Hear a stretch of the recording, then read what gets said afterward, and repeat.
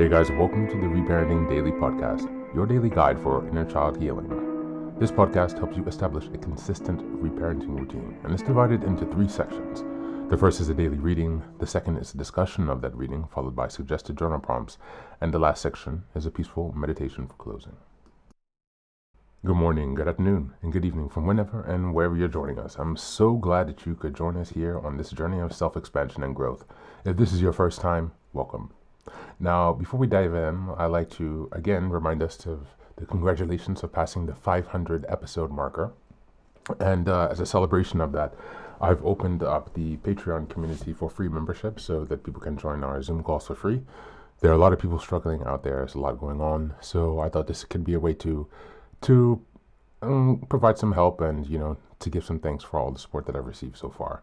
You can also choose if you'd like to be a paid Patreon member, and that will help me to subsidize some of the costs and expenses that I have for this project. I'm still running this out of my own pocket, so it's about $2,000 to $5,000 a year that it costs me to produce this actually. So I'm not really making money from this. It's something that I'm doing for myself and hopefully to be able to help others. And so I'm coming from a genuine place here. The second thing that I'd like to remind you is that you can also find the Reparenting Daily Journal. You can purchase that on Amazon. It's another way to support the podcast. It's under $20. And it basically allows you to follow along with all of the monthly and weekly themes. It gives you space to keep your notes. And yeah, if you join the team or the Zoom calls, it might be a great way for us to all stay aligned and be working together. The last thing I'd like to give you a head up on is the Fairy Tales for Reparenting Daily series. As I mentioned earlier, I've had some editing issues with that because in the springtime, the end of spring, I did some reworking to structure those into certain themes. So like the beginning, middle, and end of the hero's journey. And in the midst of reorganizing and restructuring the stories and also upgrading the artwork, some of the text is a bit mixed and jumbled all over the place. Sorry about that. When I was in the editing phase for the first time, they did not send the proofread copies to the Netherlands, and so I had to work, around and trying to find a way to get the copy to edit, and it's just been a mess. So basically, that's going to take a little bit longer. I'm going to aim to have that done by the end of the year, but I have burned my eyes, so I am very limited. Excuse me, with what I can do and time I spent on the computer. And so I would have had that done much earlier. I would have liked to have that already done, but here we are. And so in any case, once that's available, again, I'll give you a heads up, but please do hold off on purchasing the Fairy Tales for Reparenting Daily for now. Or Fairy Tales for Reparenting series, not the Fairy Tales for Reparenting Daily. That's it today. So without further ado, let's dive into today's practice. Today's reading is from Nonviolent Communication by Marshall Rosenberg. We're continuing with this today. Just as a reminder, we're in September, and the theme is emotional intelligence. We're in week 4, which is September 22nd until the 30th. And the theme for this week is strengthening social and communication skills. Today we're reading from chapter 3, Observing Without Evaluating. Observe. There are few things as important, as religious as that. Frederick Butcher, Minister. I can handle your telling me what I did or didn't do. I can handle your interpretations, but please don't mix the two. If you want to confuse any issue, I can tell you how to do it. Mix together what I do with how you react to it. Tell me that you're disappointed with the unfinished chores you see, but calling me irresponsible is no way to motivate me. And tell me that you're feeling hurt when I say no to your advances. But calling me a frigid man won't increase your future chances. Yes, I can handle you telling me what I did or did not do, and I can handle your interpretations. But please do not mix the two. The first component of nonviolent communication, or NVC, entails the separation of observation from evaluation. We need to clearly observe what we are seeing, hearing, and touching, that is, affecting our senses of well-being, without mixing in any evaluation. Observation are an important element of NVC, where we wish to clearly and honestly express how we are to another person. When we combine observation with evaluation, we decrease the likelihood that others will hear our intended messages. Instead, they are apt to hear criticism and thus resist whatever we are saying. NVC does not mandate that we remain completely objective and refrain from evaluating. It only requires that we maintain a separation between our observations and our evaluations.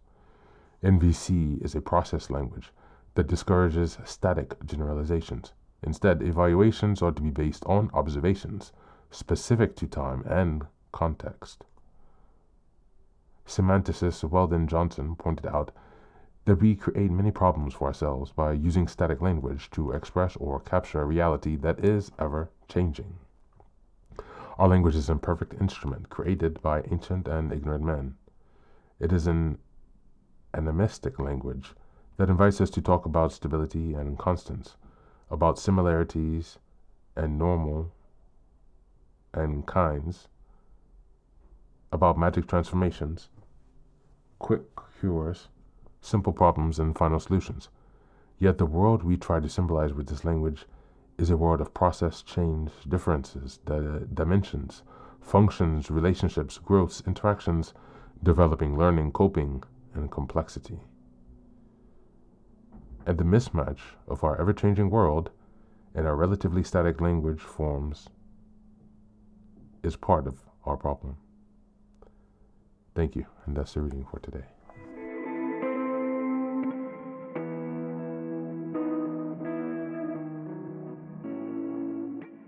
Today's reading highlights the importance of separating observation from evaluation.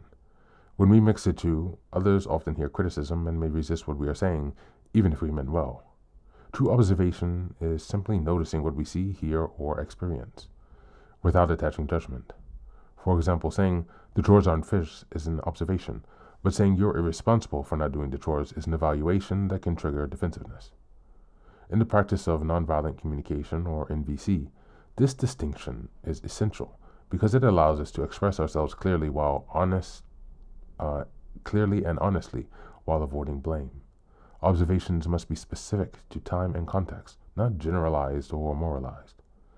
By learning to share what we see without judgment, we create the conditions for empathy, understanding, and constructive dialogue. From a reparenting perspective, this teaching is powerful.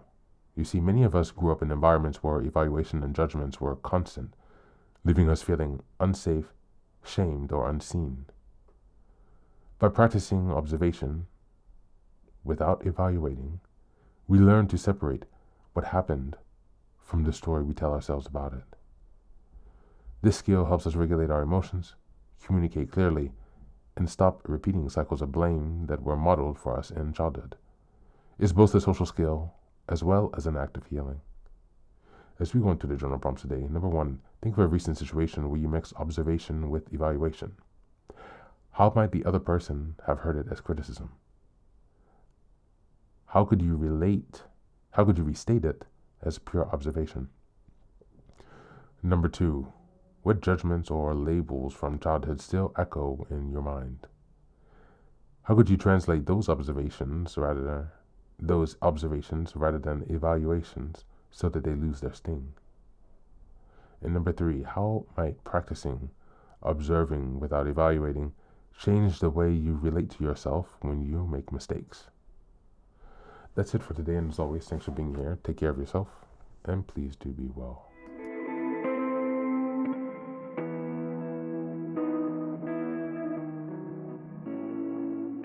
Welcome back. Now, this is the third and final section of the daily podcast. This is your silent meditation.